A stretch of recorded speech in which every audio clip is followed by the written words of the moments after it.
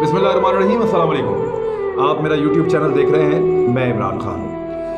नाज़रीन, हम अभी पिछली एपिसोड में तज़किरा कर रहे थे अर्तुग़रुल गाज़ी का और उनके बेटे उस्मान का, जिसने खिलाफत उस्मानिया की बुनियाद रखी। बड़े तगड़े लोग थे, बड़े पक्के मुसलमान थे और इन्होंने 600 साल तक अपने उसूलों के ऊपर हुक्मरानी की है और खिलाफत चलाई है। मुसलमानों का झंडा और इस्लाम का झंडा इन्होंने बुलंद रखा है और दुनिया से हार नहीं मानी। बहुत सारी जंगें लड़ी हैं, बहुत सारे इलाके फतह किए हैं और इस्लाम को बेशुमार इलाकों तक फैलाया है। लेकिन उसके बाद फिर ज़वाल आया, ज़वाल लंबा होता चला गया और 100 साल के बाद अब वो मुआहिदा ख़त्म होने जा रहा है, जिसको मुआहिदा लौज़ान कहते हैं। ये मुआहिदा क्या था? जब उस्मानिया खिलाफत का खात्मा होता है तो बरतानिया अपने हलीफों के साथ मिलकर मजबूर करता है तुर्की को कि वो अपनी बाउंड्री में बंद हो जाए और 5 शराइत रखता है। वो 5 शराइत आज भी फ्रांस के अंदर मौजूद हैं। वहाँ पे उनके पास एक जगह पे वो उन्होंने वो फ्रेंच के अंदर वो लिखा हुआ है मुआहिदा, वो उन्होंने संभाल के रखा हुआ है। उस मुआहिदे के अंदर जो अहम चीज़ें हैं 5 हैं, मैं आपके सामने रखता हूँ। नंबर 1, खिलाफत उस्मानिया ख़त्म कर दी जाएगी। उसके जानशीनों को बाद में कत्ल किया गया, उनको गायब किया गया, उनको जला वतन किया गया और उनके असासे ज़ब्त कर लिए गए। और इनके असासे जब ज़ब्त किए गए तो 3 बड़े आज़मों के अंदर बेशुमार मालो दौलत था, बहुत सारी जायदाद थी जो सारी बरतानिया और उसके इत्तेहादियों के पास चली गई। उसके बाद तुर्की को एक सेकुलर रियासत बना दिया गया, उसमें से इस्लाम को ख़त्म कर दिया गया, खिलाफत के ऊपर पाबंदी लगा दी गई और तुर्की के ऊपर एक और पाबंदी लगी कि पेट्रोल नहीं निकाल सकता या मादनियात नहीं निकाल सकता अपने मुल्क में से भी और बाहर भी कहीं से नहीं निकाल सकता। ड्रिलिंग नहीं कर सकता चाहे पेट्रोल नीचे मौजूद है, ये सिर्फ पेट्रोल खरीदेगा। ये बहुत बड़ी ज्यादती थी उनके साथ हुई। बॉस्फोरस का एक उनके पास समुंदर है, साहिल समुंदर है, बहुत ज़बरदस्त उनकी बंदरगाह है, उसको बैनुल अक़वामी करार दे दिया गया कि जो मर्जी यहाँ से जाए, जो मर्जी यहाँ से आए, तुर्की जो है वो टैक्स नहीं ले पाएगा। ये बहुत बड़ी पाबंदी थी जो तुर्की के ऊपर लग गई। याद रखें कि नहर सुएज़ जो है वो रीढ़ की हड्डी है दुनिया भर की तजारत की। इसी तरह ये बॉस्फोरस जो है ये दूसरी सबसे इंपॉर्टेंट जगह है और आने वाले वक्त में ये पहले नंबर पे आ जाएगी। वो कैसे, वो मैं आपको बताऊंगा।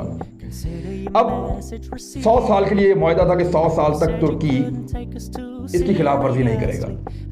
अगर आपने कभी उम्रा किया हो या हज किया हो और आप तुर्कों को वहां पे उम्रे या हज पे आता हुआ देखें तो आप गौर करेंगे कि उनके हाथ में एक नक्शा होता है।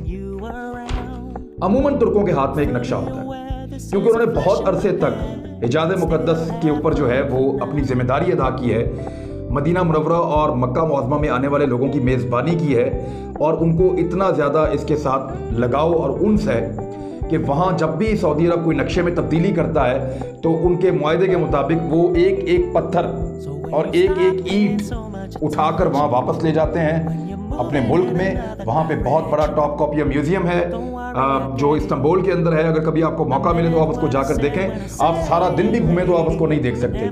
वहाँ पे उन्होंने तमाम चीज़ें पहुँचाई हैं ताकि उनके लोगों को याद रहे कि अल्लाह ताला ने खाना काबा और मस्जिद नबवी की मेज़बानी की जिम्मेदारी इनके पास 650 साल तक रखी है। वहाँ जब तुर्क जाते हैं तो उनके पास नक्शे होते हैं, उनको एग्जैक्टली पता है कि किस सहाबी का घर कहाँ है। वो नक्शे के ऊपर कंपास रखते हैं और कदम गिनकर चलते हैं और खड़े होकर दुआ करते हैं। बाद का जो अरबी शुरते हैं या पुलिस वाले उनको शुरता कहते हैं, वो उनको रोकते भी हैं, पकड़ते भी हैं, नक्शा भी छीनते हैं। लेकिन वो तुर्क जो हैं वो ख़ास किस्म के इकट्ठे होकर लिबास में जाते हैं, एक तरह के दिखते हैं, एक तरह के जूते पहनेंगे, एक तरह के बैग्स पहनेंगे। वो बड़े इत्तेफाक के साथ जाते हैं और उनको और बड़ी अकीदत के साथ जाते हैं। और वहाँ पे मैंने ये महसूस किया और कई और लोगों से भी सुना कि तुर्क अक्सर खाना काबा को पकड़ के ये दुआ करते हैं कि अल्लाह ताला अपनी नाराज़गी ख़त्म कर दे, जो मेज़बानी का शरफ़ तूने हमें दिया था वो हमें वापस दे दे। तुर्कों की पिछले 100 साल की दुआएं हैं। उन्होंने खाना काबा और मस्जिद नबी में रो रो के दुआएं मांगी हैं कि आप अल्लाह ताला हमसे नाराज़गी ख़त्म कीजिए और अपने नबी के सदक़े में हमें ये मेज़बानी वापस दे दीजिए। ये तुर्कों की ख्वाहिश है। अब ये जिम्मेदारी इस वक्त आले सऊद के पास है, जो सऊदी अरब के बादशाह हैं, जो वहाँ के हुक्मरान हैं। लेकिन तुर्क ये कहते हैं कि ये जिम्मेदारी हमसे छीन ली गई थी और हमें इस बात का शदीद अफसोस और दुख है। अब दोनों पाकिस्तान के बरादर मुल्क हैं, लेकिन तुर्कों की अपनी एक ख्वाहिश है, उसका भी हम एहतराम करते हैं, और एक जिम्मेदारी आले सऊद के पास है, उसका भी एहतराम करते हैं। लेकिन इन दोनों में से इसका अहल कौन है, इसका फैसला आप सब अपनी जगह पे कर सकते हैं। कुछ फैक्ट्स मैं आपके सामने रख सकता हूँ। अब 100 साल ख़त्म होने वाले हैं, तुर्की करेगा क्या? तुर्की सबसे पहले जो उसका प्लान है वो ड्रिलिंग शुरू करेगा तेल के लिए। बहुत सारी जगहों पे तुर्की में तेल मौजूद है, वो तेल निकालेगा, दुनिया को बेचेगा, या अपनी ज़रूरत का तेल फ़ौरन निकालेगा और इसमें खुद कफील होने की कोशिश करेगा। दूसरा, वो बॉस्फोरस के समंदर पे टैक्स लगाएगा। वो टैक्स लेने की कोशिश करेगा, जो जहाज़ वहाँ से गुजरते हैं उनसे कहेगा कि 100 साल मुकम्मल हो गए, अब आप टैक्स दें, टैक्स दिए बगैर हम आपको यहाँ से नहीं जाने देंगे। उसके अलावा तुर्की एक नहर बनाने की तैयारी कर रहा है जिसका नाम इस्तांबुल कैनाल रखा गया है। ये कैनाल जो है ये मुस्तकबिल के अंदर आने वाले 5-7 साल के अंदर ये नहर सुएज से ज़्यादा इम्पॉर्टेंट एक नहर बन जाएगी। दुनिया भर के जहाज यहाँ से गुजरेंगे और तुर्की टैक्स वसूल करेगा, टोल वसूल करेगा और इतना पैसा कमाएगा कि कोई सोच भी नहीं सकता। तो ये तो है तुर्की की इकॉनमी की सिचुएशन आने वाले वक्त में। दूसरा, आपने गौर किया होगा कि तैयब उर्दगान ने एक काम शुरू कर दिया। फ़लस्तीन में कुछ होता है, सबसे पहले शोर मचाता है। इनका एक शिप भी गया था, आपको याद होगा, अद्वियात और मदद का सामान लेकर गज़ा तक। पाकिस्तानी सहाफ़ी भी उसमें गए थे। तो ये जिस पे इसराइल ने हमला भी किया था, तो गज़ा तक इन्होंने बहुत दफ़ा कोशिश की उनकी मदद करने की। और ये हमेशा तुर्कों की कोशिश है तैयब उर्दगान की क़यादत में कि फ़लस्तीन का मुकदमा बेहतर अंदाज में लड़े। दुनिया में जहाँ भी मुसलमानों के साथ ज़्यादती या जुल्म होता है, तुर्की सबसे पहले खड़ा होता है, कश्मीर के लिए सबसे पहले आवाज़ उठाता है। और जहाँ पे भी, यानी अभी कुछ अरसा पहले बर्मा में मुसलमानों के साथ जो कुछ हुआ, म्यांमार में, उसका नया नाम म्यांमार है, पुराना नाम उसका बर्मा है, वहाँ जो मुसलमानों के साथ वहाँ की हुकूमत ने किया, तो तैयब उर्दगान और उनकी वाइफ ने अपना रोल प्ले किया। तो ये बड़ी कोशिश कर रहे हैं कि मुसलमानों में अपना एक मुकाम पैदा करें। उनको इसकी क्या ज़रूरत है, इसको गौर से समझिए। तुर्की एक बहुत बड़ा प्लान लेकर चल रहा है। वो माशी लिहाज से अपने आप को मजबूत कर रहा है। उसने चीन के साथ अपने ताल्लुकात बहुत मजबूत कर दिए हैं। मुस्लिम दुनिया में एक ही एटमी ताकत है, पाकिस्तान, उसके साथ उसने गहरी दोस्ती बना ली है। अक्सर उनके लोग यहाँ विजिट करते हैं, तुर्क सदर भी आते रहते हैं, तैयब उर्दगान खुद आते हैं यहाँ पे। तो ये सूरत हाल वो समझ रहे हैं और प्लान करके चल रहे हैं कि हमें किस किस की मदद की ज़रूरत मुस्तकबिल में होगी। और तुर्कों की एक ख्वाहिश है कि खाना काबा और मस्जिद नबी की जिम्मेदारी उनको वापस मिले। क्या ये जिम्मेदारी उनको वापस मिलेगी? सऊदी अरब ऐसा कभी नहीं चाहेगा।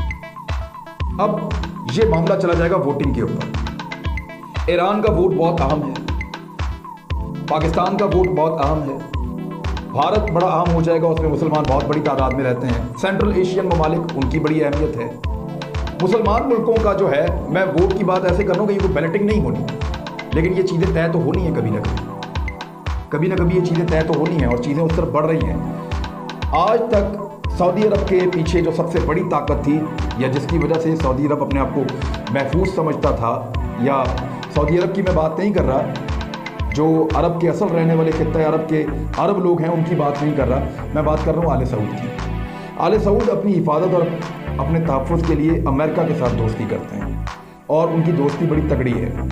जितने भी तेल के कुएँ जहाँ से तेल निकल रहा है वो अमेरिकन कंपनियाँ निकाल रही हैं। ये दोनों एक दूसरे पर इंतज़ार करते हैं, इनकी इकॉनमी एक दूसरे के साथ जुड़ी हुई है, लिहाजा ये एक दूसरे को प्रोटेक्ट करते हैं। अमेरिका को तो सऊदी अरब नहीं प्रोटेक्ट कर सकता, लेकिन सऊदी अरब को अमेरिका प्रोटेक्शन देता है, अपने इत्तेहादियों के ज़रिए से भी देता है। अब ये तो है सऊदी अरब का बंदोबस्त, उनके ताल्लुकात, और यूरोपियन ममालिक से भी उनके ताल्लुकात बहुत अच्छे हैं। उन्होंने बहुत सारी दुनिया को पेट्रोल दिया है। पाकिस्तानी बेशुमार वहाँ पे नौकरी करते हैं, इंडियंस वहाँ पे नौकरी करते हैं, बांग्लादेशी वहाँ पे नौकरी करते हैं, तो उनकी इकॉनमी बहुत मजबूत है। तुर्की जो है वो, उसकी इकॉनमी उतनी बड़ी नहीं है अभी, लेकिन फ्यूचर में बहुत बड़ी होने जा रही है। 2023 के बाद जब मुआहदा लौज़ान ख़त्म हो जाएगा तो उसके बाद वो तगड़े हो जाएंगे। अब मामला ये है कि तुर्की ने भी अपने हलीफ पैदा करने शुरू किए। Indonesia, Malaysia, China, Pakistan, Iran और मशरिक़ वस्ता के मुख्तलिफ ममालिक और सेंट्रल एशियन ममालिक भी। रशिया के साथ उसने अपने ताल्लुकात अच्छे किए हैं। अब नई सफ़बंदियाँ हो रही हैं, और जो नई सफ़बंदियाँ हो रही हैं वो सबके सामने है। पाकिस्तान को, आपको याद होगा कि सऊदी अरब ने एक कॉन्फ्रेंस में शिरकत से रोक दिया था, पाकिस्तान मलेशिया नहीं जा पाया था। तो हर कोई अपना अपना जोर लगा रहा है, लेकिन इस वक्त जो है वो अमेरिका की कमज़ोरी वाक़या हो रही है, और इस बात पे सऊदी अरब को बहुत तशवीश है। और कुछ अमेरिका और सऊदी अरब के दरमियान जो आपसी उनके ताल्लुकात हैं वो भी उस तरह के नहीं रहे। उसका रीज़न ये है कि अमेरिका के सऊदीया से जितने ताल्लुकात हैं वो सारे तेल की वजह से हैं। तेल उसके पीछे सबसे बड़ी वजह है। अमेरिका के ताल्लुकात मफाद के होते हैं। अब वो तेल की बैनुल-अक़वामी सूरत-ए-हाल आपके सामने है और वो जल्दी संभलती नज़र भी नहीं आ रही। तो इस सिचुएशन में अमेरिका को मज़ीद बोझ उठाने की ज़रूरत महसूस नहीं हो रही। कोरोना वायरस के बाद अमेरिका को बहुत बड़ा धचका लगा। अमेरिका की इकॉनमी को बहुत बड़ा धचका लगा है। अमेरिका को संभलने के लिए अब बहुत बड़े पैमाने पर पैसा भी दरकार होगा, मैन पावर भी दरकार हो गई, बहुत सारी मेहनत भी उनको करनी पड़ेगी और वापस उनको उस मुकाम पे आते आते बहुत टाइम लग जाएगा। चाइना ने अपने आप को संभाल लिया है और एक तगड़े हरीफ के तौर पे वो अमेरिका के सामने आके खड़ा है। चाइना के साथ तुर्की के ज़बरदस्त ताल्लुकात, पाकिस्तान के ज़बरदस्त ताल्लुकात हैं, इवन सऊदी अरब ने भी वहाँ पे इन्वेस्टमेंट की है। तो मेरे ख्याल में जो अगला प्लेयर होगा इस सारी सिचुएशन में वो चाइना होगा। यूनाइटेड स्टेट के पास कुछ ना कुछ शेयर तो रहेगा, लेकिन मेरे ख्याल में एक बड़े प्लेयर के तौर पे आने वाले सालों में, जब तक ये मामला तय हो रहे होंगे 2023 2024 में, तो दुनिया की इस नई सफबंदी में चाइना एक बड़े प्लेयर के तौर पे होगा और बहुत सारी चीज़ें जो है वो फैसला साजी के अंदर उसका अपना एक रोल होगा। अमेरिका का वो रोल अब फ्यूचर में नज़र नहीं आ रहा, क्योंकि वो बहुत सारी चीज़ों में चाइना का मुकाबला नहीं कर पा रहा, टेक्नोलॉजी में नहीं कर पा रहा, एक्सपोर्ट्स में नहीं कर पा रहा, और डॉलर की सिचुएशन भी फ्यूचर में वो नज़र नहीं आती जो माजी में नज़र आई है। और कोरोना के बाद तो वो बहुत बुरी तरह एक्सपोज भी हुए हैं। अमेरिकन खुद सोचेंगे कि उनको अब किस तरफ जाना है।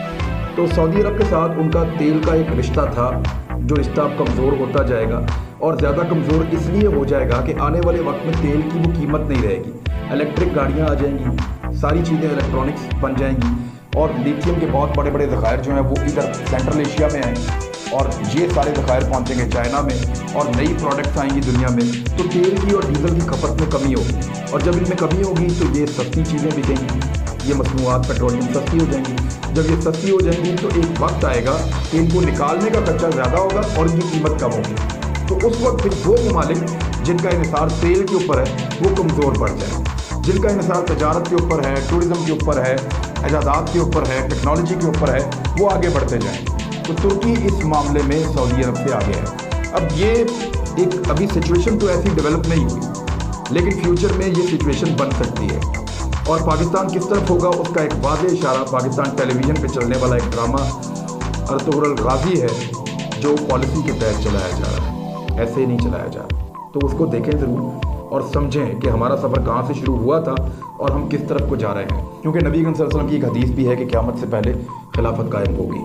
अब तक के लिए इतना ही, अपना ख्याल रखिएगा। अगर ये रिसर्च जो मैंने अभी की मेरी टीम के साथ मिलके और आपके सामने कुछ फैक्ट्स रखे हैं, अगर आपको पसंद आए तो हमारी हौसला अफजाई के लिए आप सब्सक्राइब करें इस चैनल को, इसको लाइक करें, इसको दोस्तों के साथ शेयर करें ताकि हम और अच्छा काम करें। बहुत शुक्रिया।